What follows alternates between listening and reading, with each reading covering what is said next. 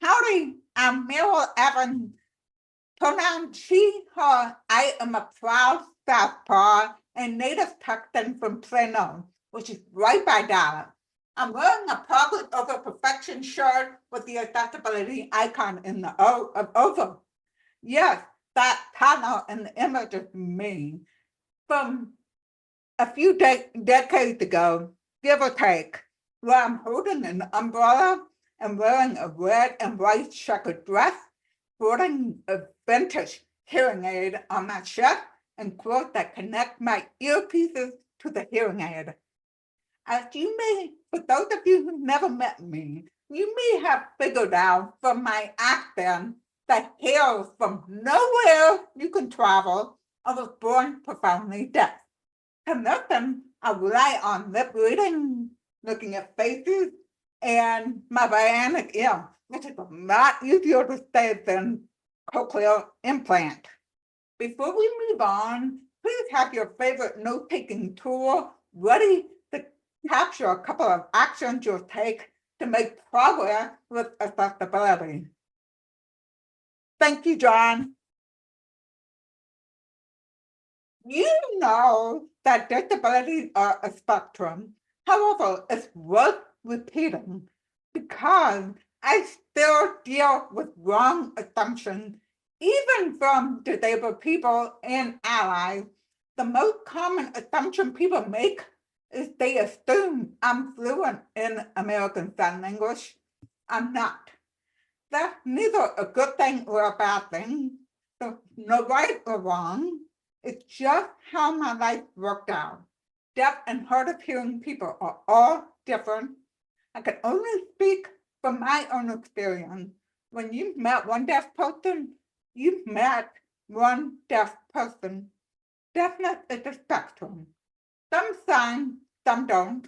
Some read notes, some don't. Some wear hearing devices, some don't. The possibilities are endless. The same goes for all disabilities. That's why it's important to ask and avoid making assumptions.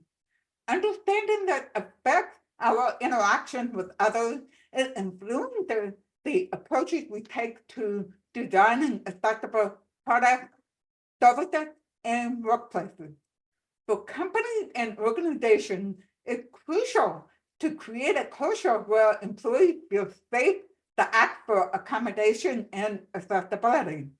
When it comes to what an employee or a customer needs, especially a deaf or hard of hearing one, there are different variables that affect what they need. And Caitlin says all the hipsters want a hearing aid, like baby nails.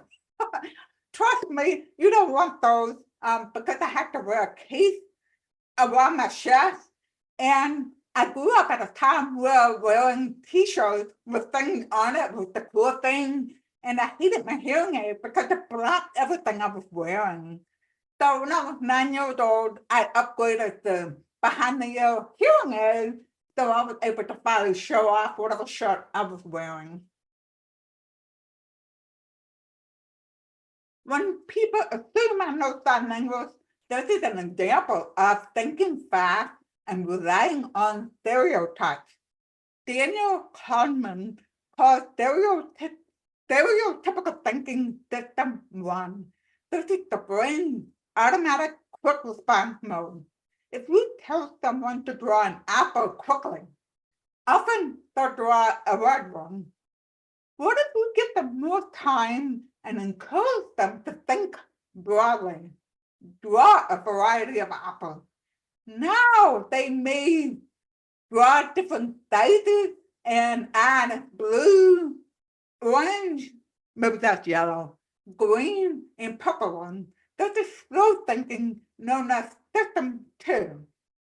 And Amy Mills is very excited. She says Wahoo for Kahneman and thinking fast and slow.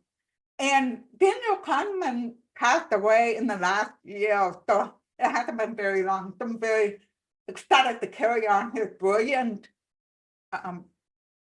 concept, for lack of a better word. Understanding the system helps us be intentional with how we think and make decisions. For example, a deaf person says they need accessibility. Someone who uses system one thinking will think of an ASL interpreter. Thank you, interpreters. Closed caption. Thank you, closed captioners. Or that is too expensive. There are other things besides ASL and caption to create an inclusive experiences for deaf folks like me. Most of the time, accessibility solutions aren't expensive. A lot of solutions are free or cost under $400. Instead of quick thinking, clear your mind of these assumptions. It's hard, I know. I feel messed up because my brain responds fast without thinking. And Heather shares, at the Hard of Hearing person, note-taking app have changed her life. And I am so with you on that. More on that shortly. Here's an example. I met a blind person. They handed me their business card with Braille on it. I handed my business card and apologized that the card didn't have Braille. I don't read Braille, they replied. I was so embarrassed and apologized. I couldn't believe I blurted that. The code change happened quickly. My brain used system one thinking to quickly and wrongly assume that since the person handed me a business card with Braille, it meant they used Braille. I'm still annoyed with myself over it. I share that because if someone who looked to avoid making assumptions, can make a mistake, imagine the mistake people who don't think about it make. That's why accessibility and disability inclusion education is important. It takes time to make change and teach our brain to use system two thinking. Here's something a lot of deaf people will notice. When I shared my experience, it blew the mind of many digital accessibility pros who had no idea about this. We need to make forums more inclusive, and I know y'all agree on this. And I don't just mean in terms of screen readers and keyboard accessibility. There's a field on online forums that frustrates a lot of deaf and hard of hearing people like me. Can you guess which one? Yep, Caitlin, you got it. Phone. The phone number field. So here's a screenshot of a phone number field that requires I add the cell phone number. Many forms require this. The form doesn't give me an option to let me know that it's a text-only number or to please don't call me. I've encountered this scenario so many times in my life, and they called me so many times to the point I started giving them my poor spouse's phone number instead. I got excited when I came across one where the phone number field was optional. Or so I thought.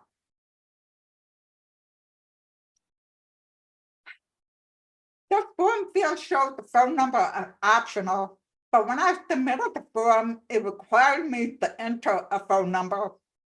And that's why Jamie is the worst. It is, well, I'm afraid to say what you said, Caitlin, because I know it's a bad word for some people. Otherwise, they are a lot privately.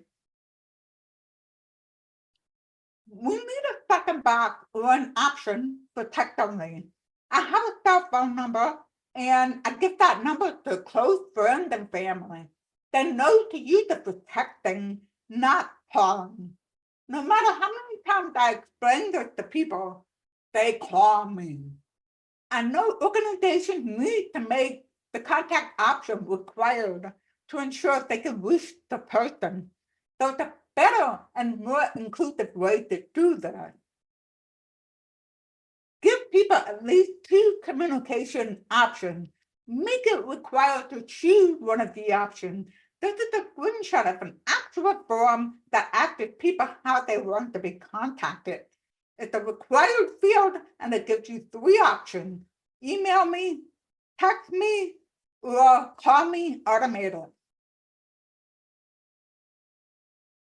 Here's the quick story. I needed to contact the company about captioning problem. So I searched the company's website for a contact and found one.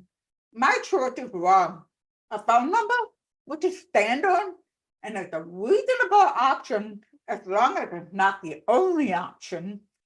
The next option was snail mail. How many of y'all use snail mail to contact the company? Can you imagine an option worse than that? Believe it or not, they had one. It was the fax number. I don't know about y'all, but I was back on my fax machine a long time ago. The only real option was the phone number, but that's out for me and many others who are not deaf. I've gotten an invitation for an interview. It started with scheduling a phone call and providing my number. There was no way around it. I was so stressed about it. No accessibility information until after I scheduled the interview. This means I scheduled the appointment, I gave them my phone number and submitted it. Then I got an email asking for accessibility, my accessibility requirement. After I sent them my accessibility requirement, it took them a week for them to get back to me the day before the interview. Talk about stressed out. So whenever offering communication options, ensure you provide modern options for everything, including communication with colleagues and customers.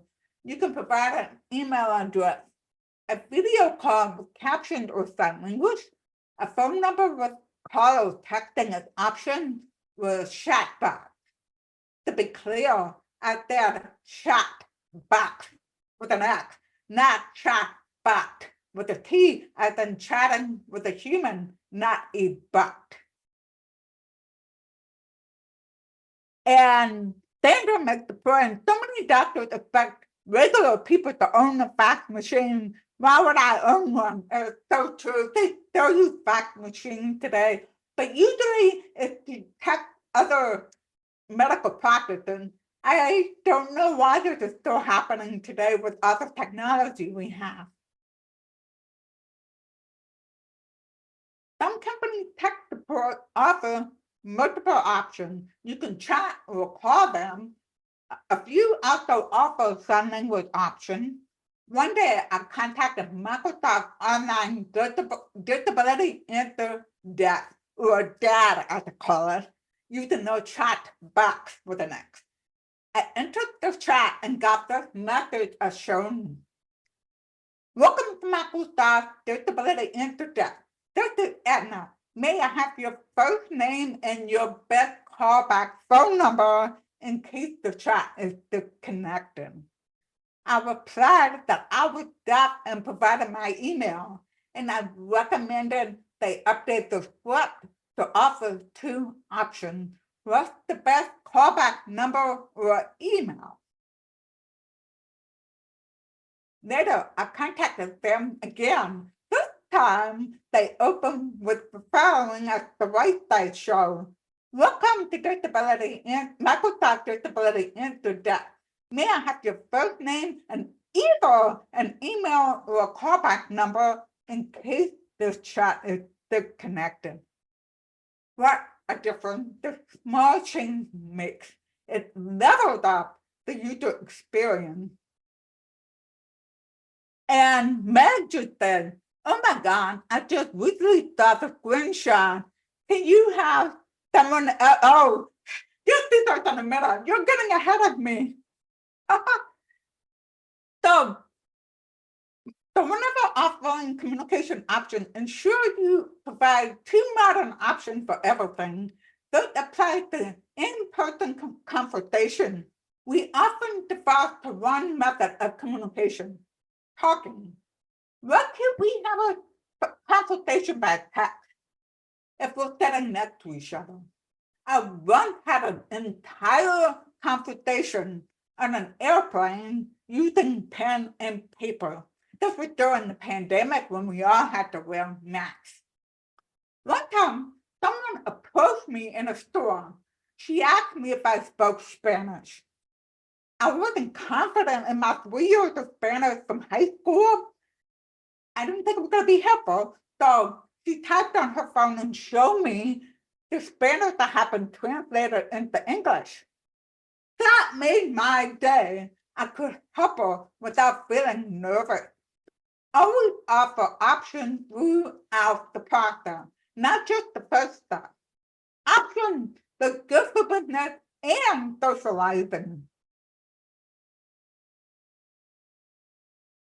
This happened multiple times.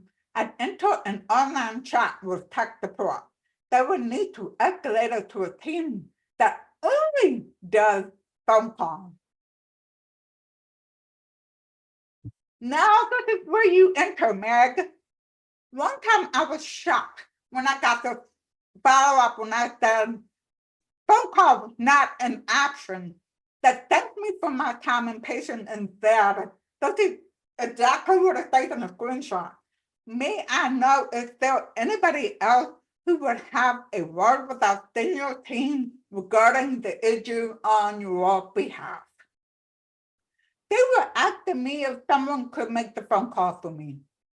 I am an adult. In fact, I have 3 children, and I should not have to depend on someone else to handle my problem. It made me feel like a child. So digital and web accessibility cannot exist in a silo. Don't forget about online conversations like chat. We must think of accessibility as 360 degrees, which includes physical accessibility like phone calls and in-person support. Oh, is the audio okay? Somebody just say briefly lost audio. I want to make sure it's good. Awesome. Thank you. Thank you, Vicki. Here's an image from Microsoft image generator of a woman wearing headband working on the self-start process on her computer. I love it when I can find answers to my problem and questions. I avoid talking to employees in retail stores.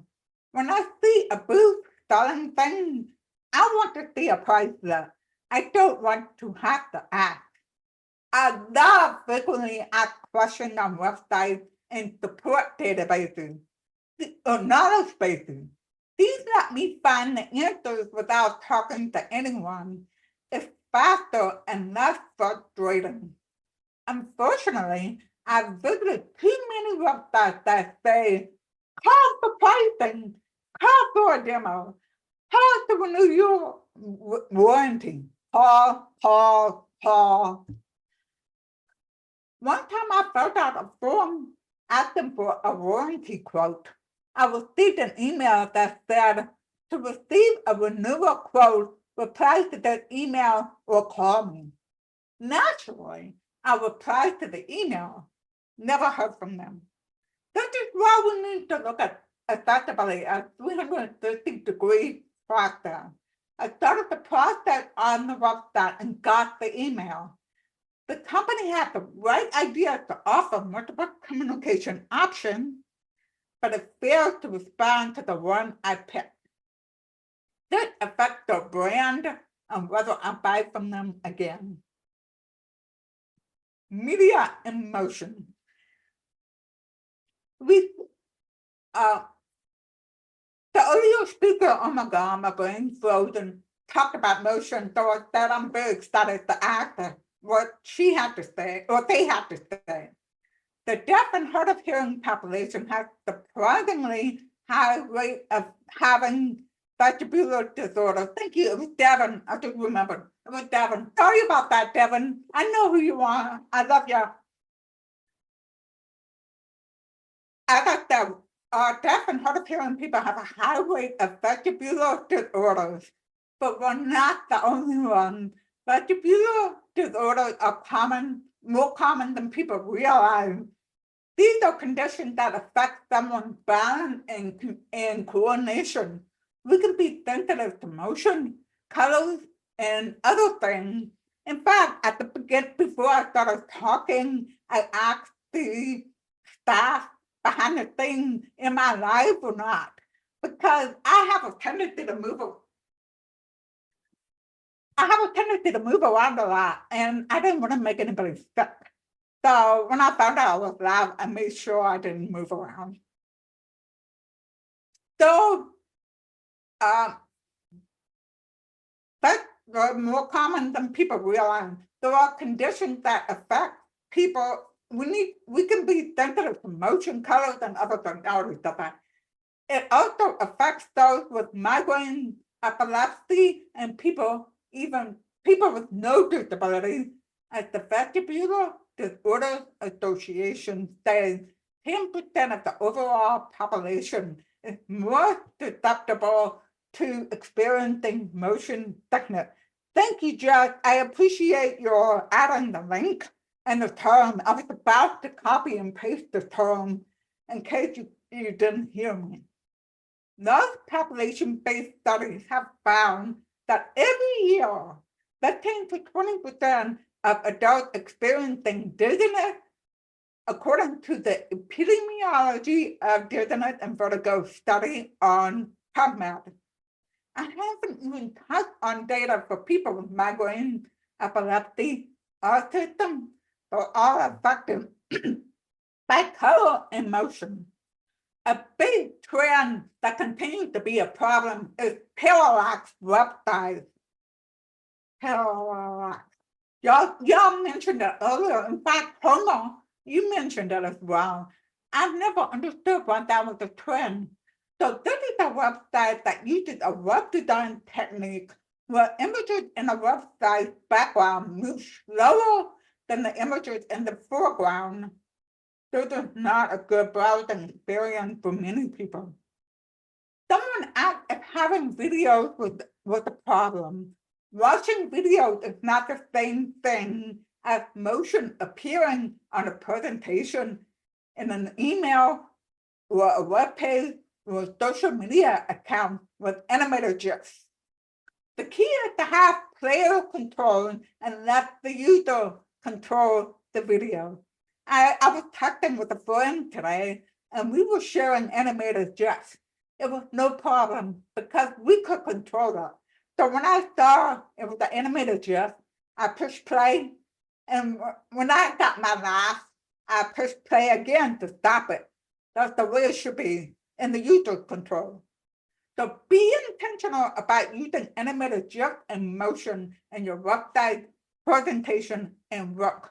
Give people a warning. Speaking of color and motion being a problem, I want to tell you about a podcast made for the deaf. Be warned, I am about to share a yellow image. So if that bothers you, you might want to look, cover your eyes, look at the caption or whatever.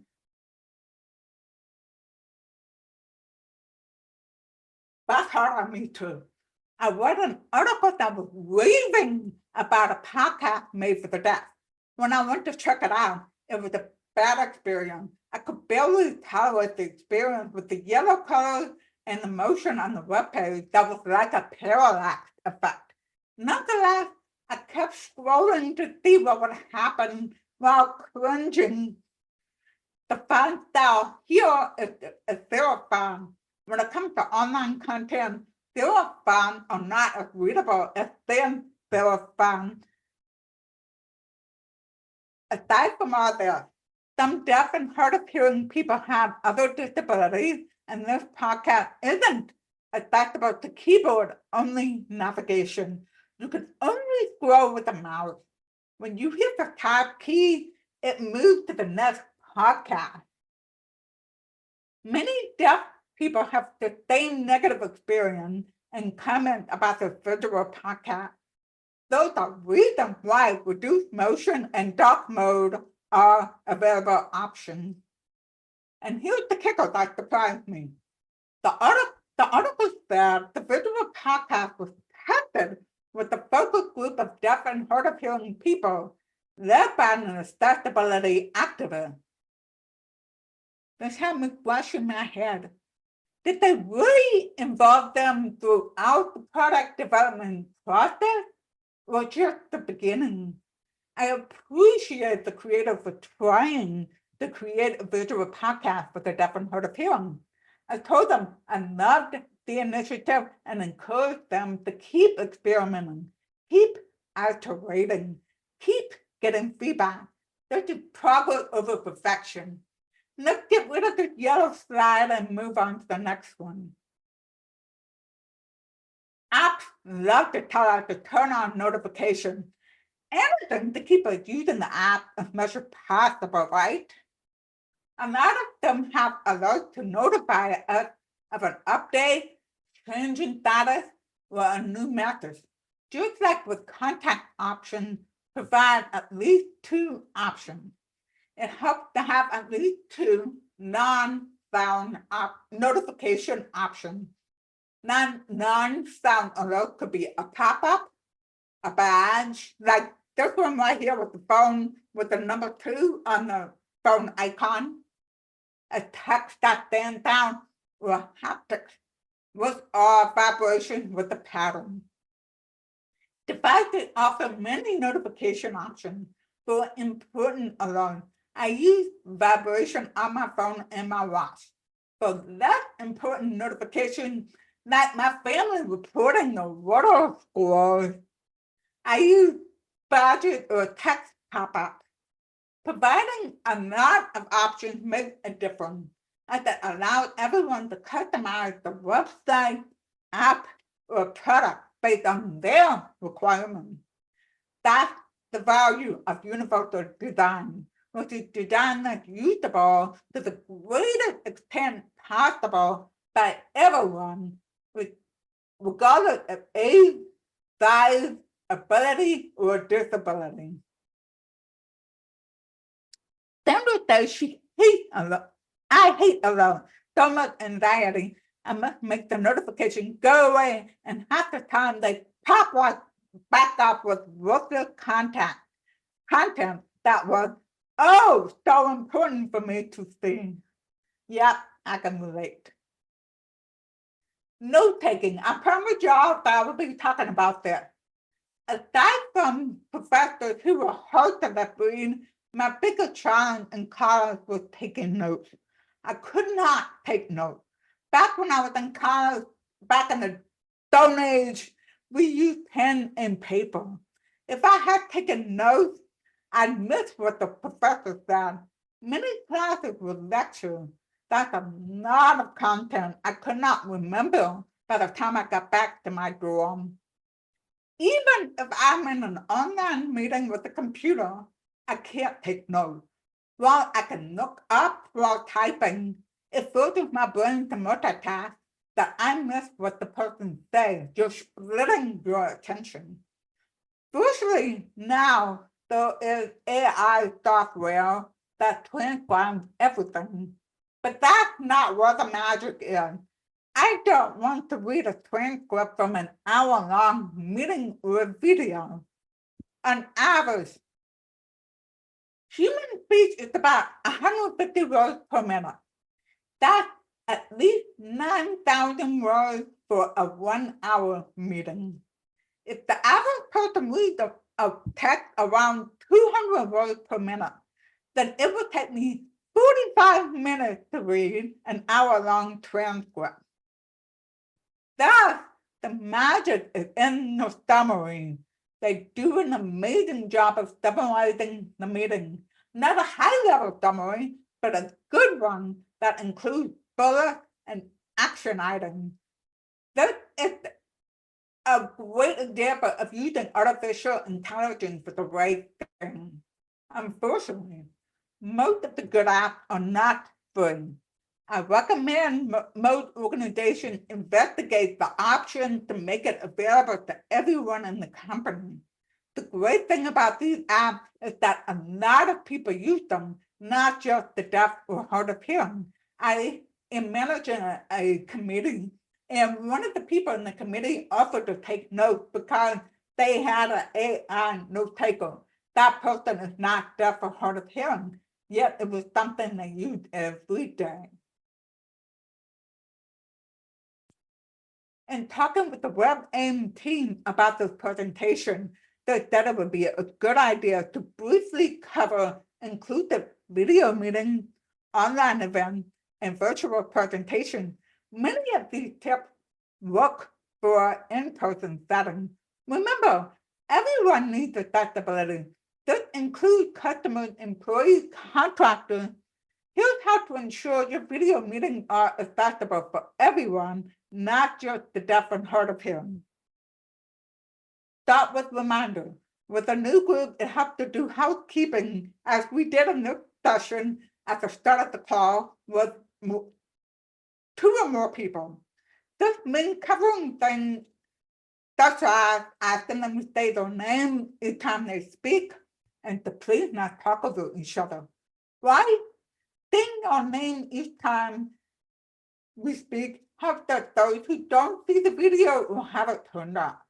Having one person speak at a time makes it easier for the caption or the interpreter to identify the speaker.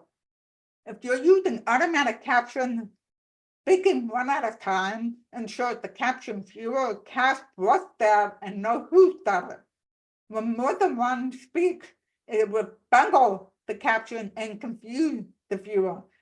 Also, it helps to ask people not to talk fast. When you're not speaking, please mute yourself and use speakerphone. This means whoever is speaking is the person I see. When someone is not muted and there's background noise, they show up in front of me. Sometimes it turns into a tennis match between the actual speaker and the unmuted person with background noise. Another thing to consider is assigning someone to monitor the chat for questions that ensures no one comments or a question falls through the cracks.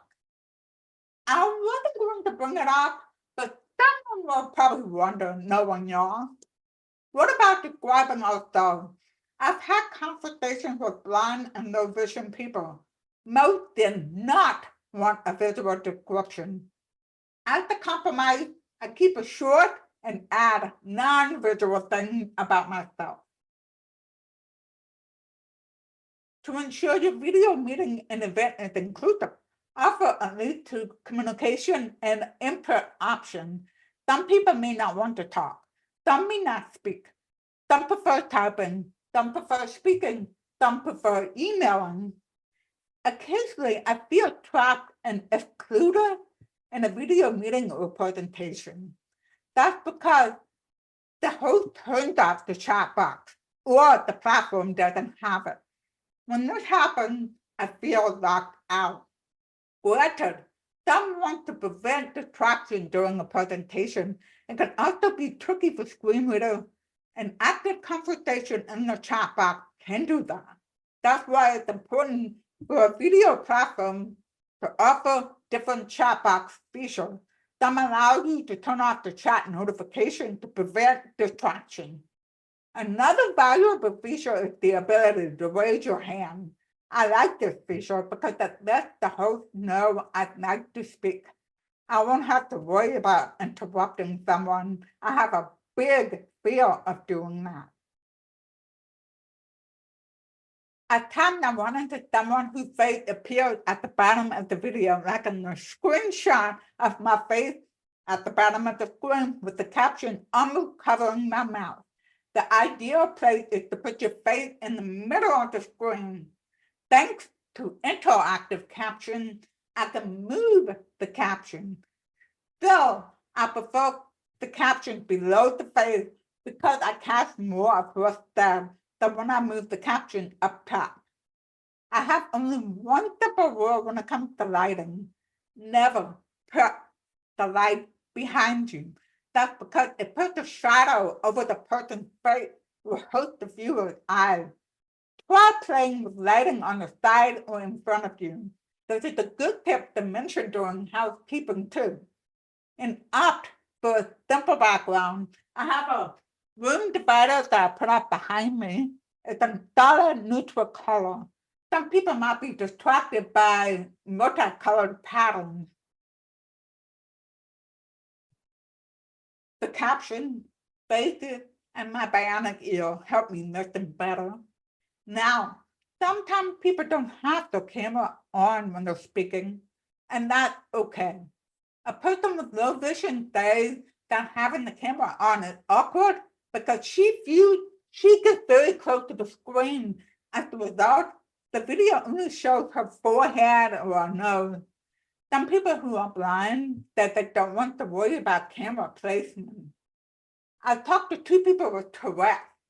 One says she keeps her camera off to prevent misinterpretation of her facial expression and body language.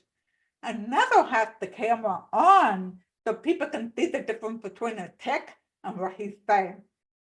For some, being on camera triggers clinical anxiety that goes beyond discomfort. Of course, I don't want anyone experiencing these to turn on the camera for me. I can rely on the caption. If the caption don't do a good job, then I'll work around it with the chat box.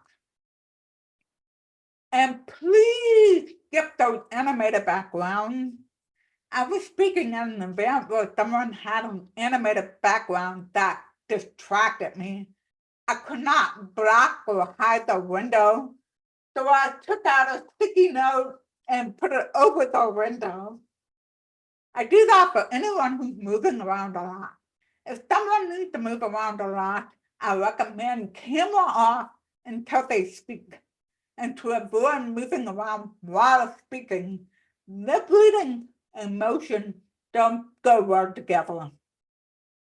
People might be doing something that does not need to be shown on camera. In short, camera on should not be mandatory. Simply be respectful, be kind, be flexible. Just be aware the automatic caption may not capture what a person says correctly. Use the chat box to clarify if there's one. With captions being built into other major meeting platforms, no one should have to ask for caption anymore. Some platforms don't require doing anything. An individual can turn on the caption for themselves. But Zoom is different. Every single Zoom account must do this one step. Once you do it, you won't have to do it again. I still run into accounts that have not done this step. If you're not sure your Zoom account has it, please go to mirror.net/Zoom after the call for the instructions.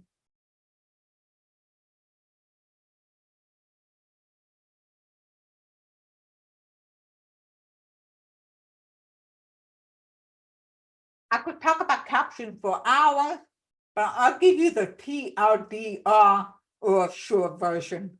First tip, turning off the sound to check the captions will not reflect the lived experience of someone who depends on captions. We watch hours and hours of captions. We will notice things testers won't notice.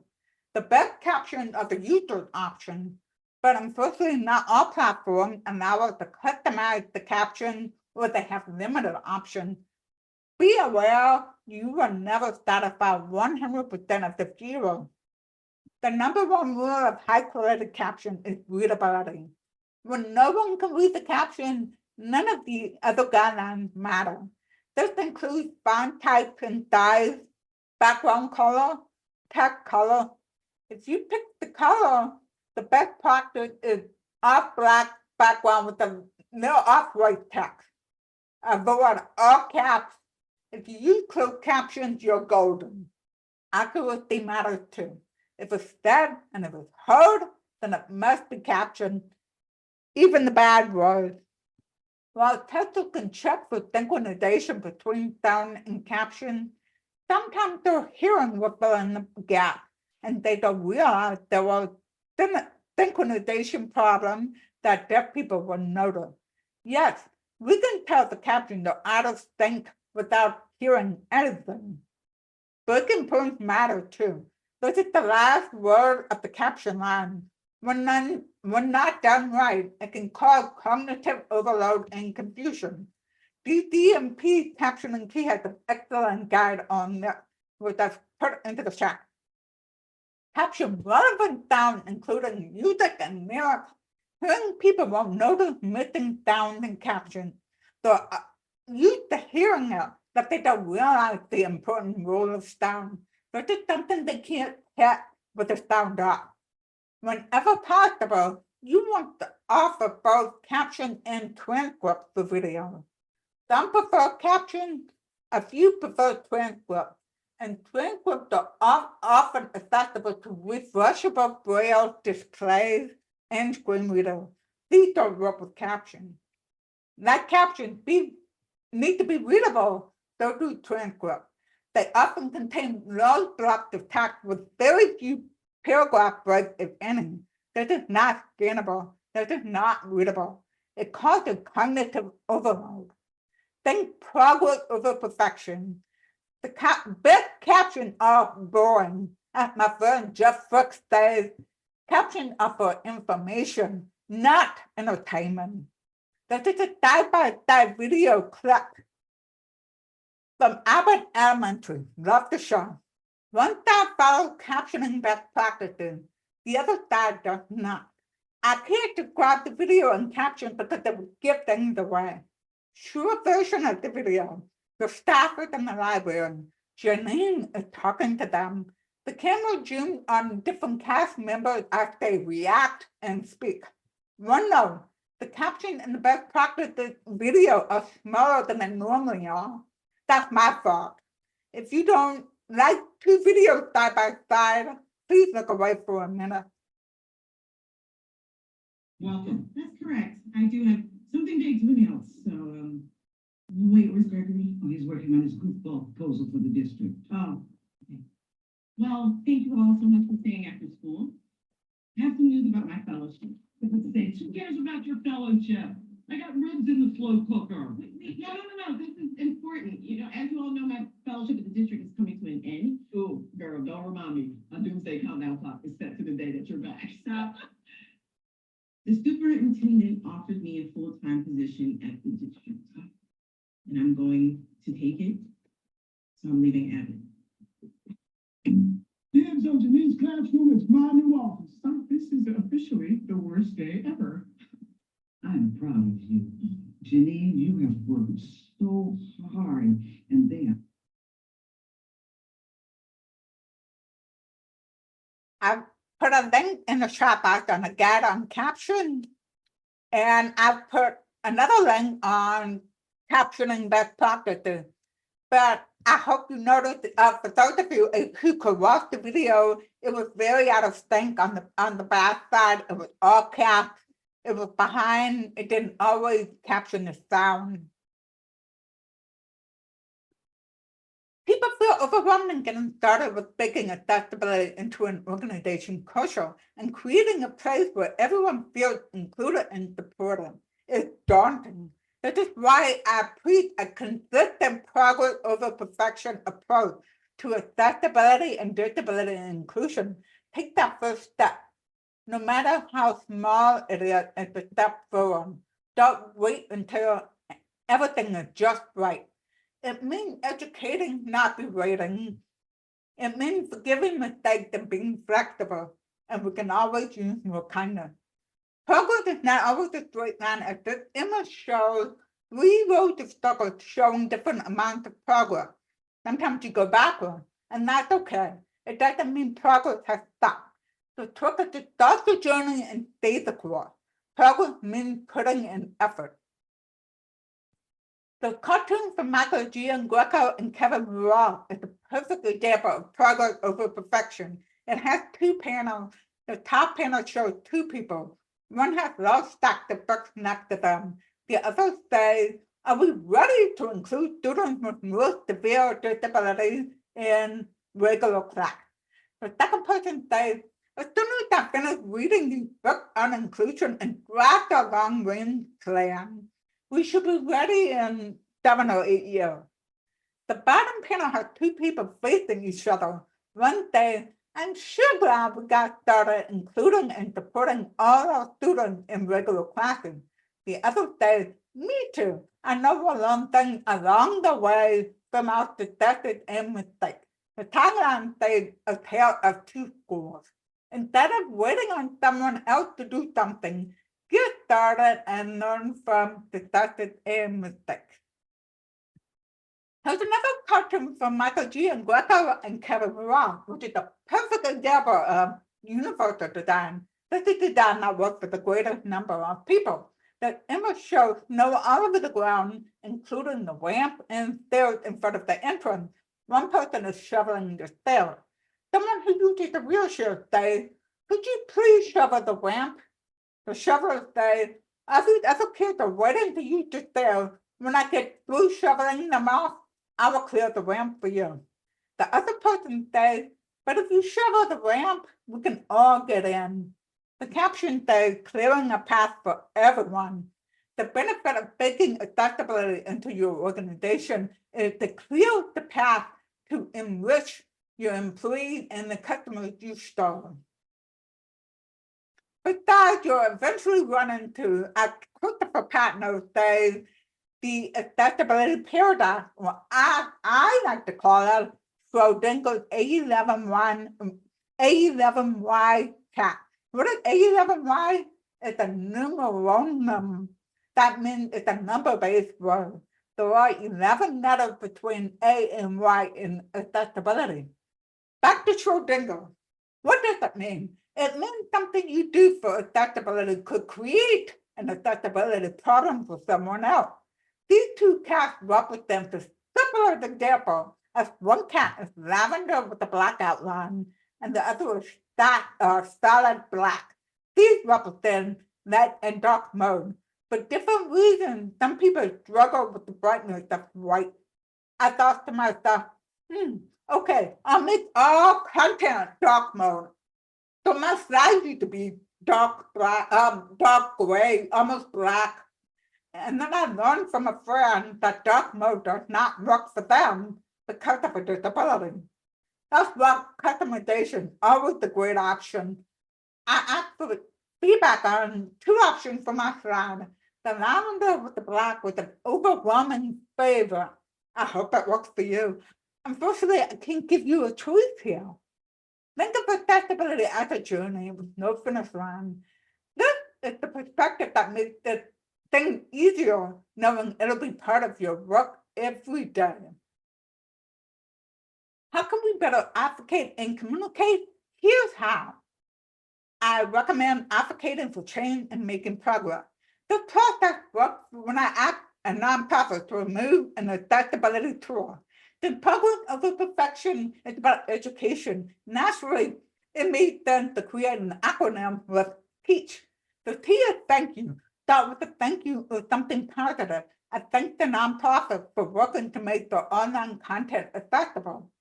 The E is to educate and explain. Often when people ask for change, they don't give reasons. I educated them and shared resources. A is for advocate for action by telling them what change you want. I advise removing the accessibility tool and mention it won't protect them from lawsuits. I wrote the email with speed in mind, Harmon, and ended with an 8, which is hope and on a high note. I told them I hope they consider that and make the change, and thank them for their work. This photo shows me wearing a black jacket over a red shirt with the progress over perfection and the accessibility icon. Creating a culture inclusive of people with disability and accessibility, the ongoing journey. Accessibility is everyone's responsibility. It takes time to learn and bake into your processes. Don't sweat over perfection, focus on progress. Despite being intentional in my interactions with other people with disabilities, I still make mistakes. I imagine the mistakes of others who are not intentional about it. So where do you start? At the start of this, I asked you to have a note-taking tool ready to capture a couple actions you'll take after the event. Notice I said a couple. You're not expected to go and make everything happen. Pick 1 or 2 or 3 things, highlight them, do it now, do it first thing tomorrow, add them to your to-do list. Now, here are some suggestions. Actually, the suggestion will come later. Definitely it's a spectrum. Deaf people are all different. When a company interviews only one deaf person, then the product will most likely fail. One deaf person said he spoke for all of us when he said, "We don't like haptics." Not true. A lot of us do love haptics. This doesn't mean you have to interview many deaf people to cover the spectrum. Ensure you have a variety when interviewing 5 or 6 users. The best way to begin is by involving deaf and hard of hearing people and people with other disabilities and early in the design before you create anything. That's what shift left means. Moving accessibility early in the product development process and involve people with disabilities throughout the entire process. Accessibility should be part of the minimum viable product. It's faster and cheaper to do it right the first time than to retrofit. You've heard nothing about us without us. I encourage you to level up to nothing without us, period, as the shirt I'm wearing and the stuff we say. This means people with disabilities are always involved because they work for the company and the customer.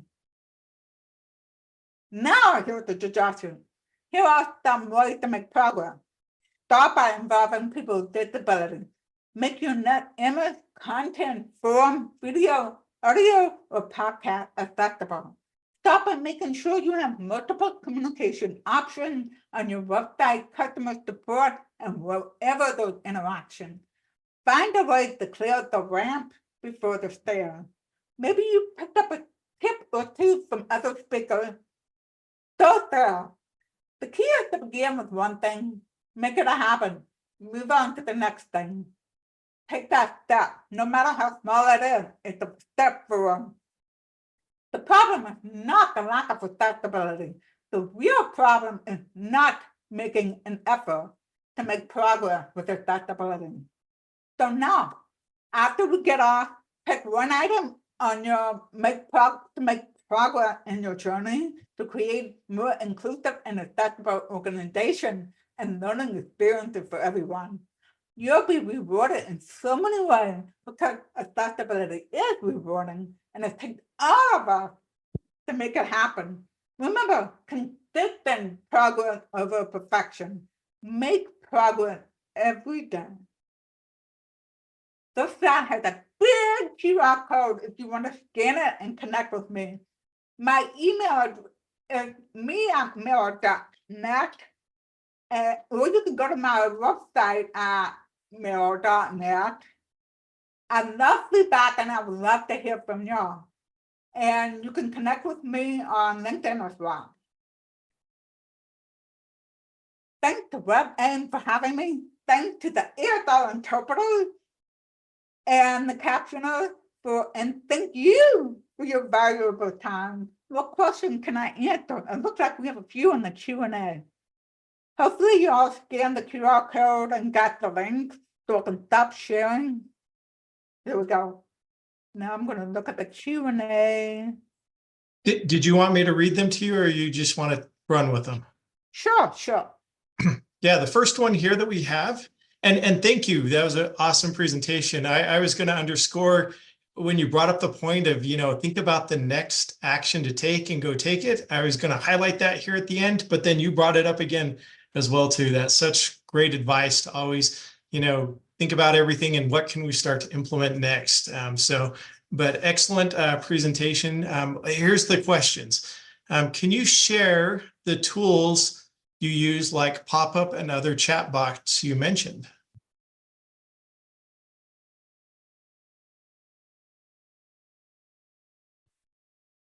I'm not sure what you're referring to. I'm sorry. So partway through the presentation, you mentioned there were some tools like chat box. I think it goes with the next one, like Otter AI. and other questions like that that are, Well, when I was talking about like the chat box, which is what we have right here, that I'm chatting with everybody. So I didn't have a tool on mine. It's just every app uses either it's built in, or so those no specific one I use on my website or anything. But there are companies who do use them as part of the software, or it comes with the content management system.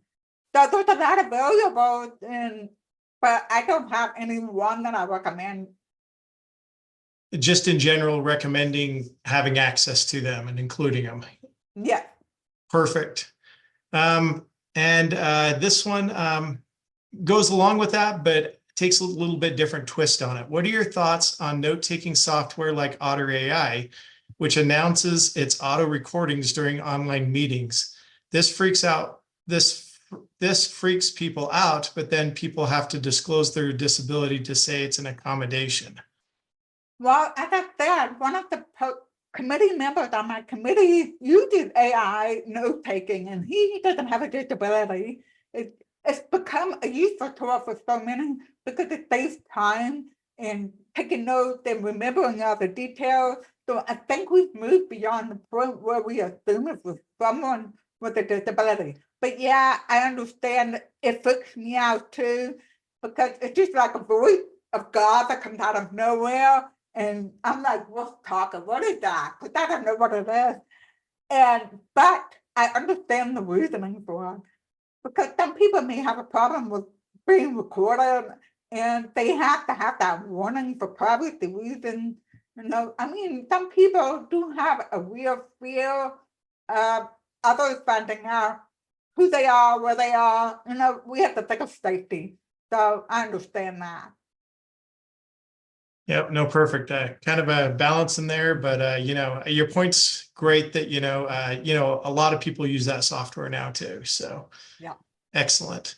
I love the motto. Here's the next question. I love the motto of progress over perfection, but I can't help that this is sort of impossible in the light of the pressure to comply with limit legal exposure that was discussed in the previous session with Judith Hirsch. How can we keep fighting the good fight with General Counsel, for example, and doesn't want to settle for anything less than perfection? So how do we balance that progress, but the requirement's perfection?